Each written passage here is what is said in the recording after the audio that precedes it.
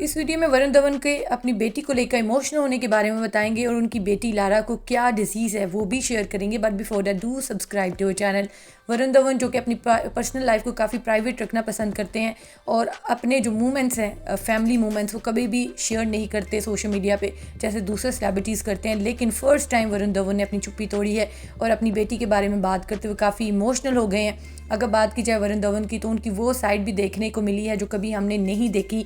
और फादर जो अपनी बेटी को लेकर इमोशंस का इजहार करते हैं और जिस तरह से वो परेशान होते हैं वो उनके फेस से साफ साफ झलक रहा है। फर्स्ट टाइम बात करते हुए एज अ फादर उन्होंने लारा की हेल्थ कंडीशन पे बात करते हुए, मेरी बेटी को डायग्नोज हुआ डीडी है जिसमें हिप स्लिप्स हो जाता है, हिप सॉकेट से एक पैर लंबा छोटा हो जाता है जिसकी वजह से वॉक टेढ़ी हो जाती है। उन्होंने कहा एज अ फादर ये बिल्कुल भी ईजी मोमेंट नहीं था हमारे लिए और ये बहुत बड़ा चैलेंज था जो हम फॉलो कर रहे हैं। जो ट्रीटमेंट था जो बेयकीनी थी, इमोशनल टूल, इसमें अर्थराइटिस भी अर्ली एज में हो जाता है, स्लिप डिस्क भी हो जाती है। वेस्ट में इसका बहुत अच्छा ट्रीटमेंट होता है बर्थ पे।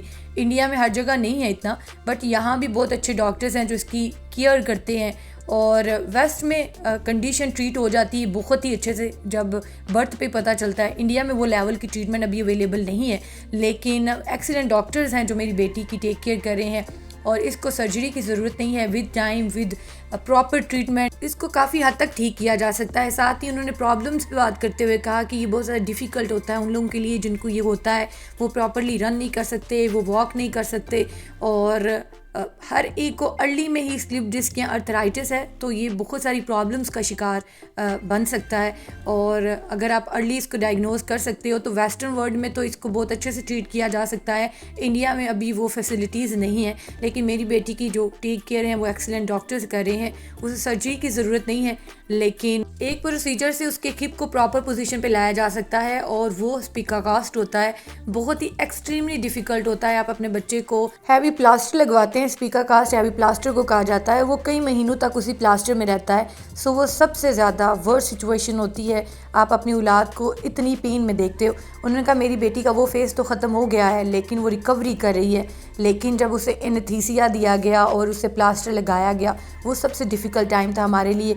और मैं सभी पेरेंट्स को इनकरेज करना चाहता हूँ, अगर आपके बच्चों में कुछ इस तरह की चीज़ें तशख़ीस होती हैं स्टार्टिंग से ही, अर्ली आप उसको पकड़ लेते हो तो आप राइट टाइम पे उनका ट्रीटमेंट करवाएं क्योंकि वो डिज़र्व करते हैं और अपनी औलाद का पेरेंट्स ही कर सकते हैं, कोई दूसरा उस तरह से ख्याल नहीं रख सकता।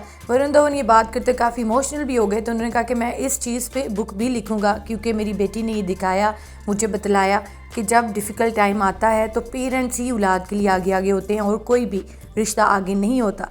खैर, आप वरुण धवन को इस सिचुएशन के लिए और उनकी बेटी के लिए क्या कहना चाहेंगे कमेंट्स में बताएं। मिलते हैं नेक्स्ट वीडियो में, तब तक के लिए बाय बाय।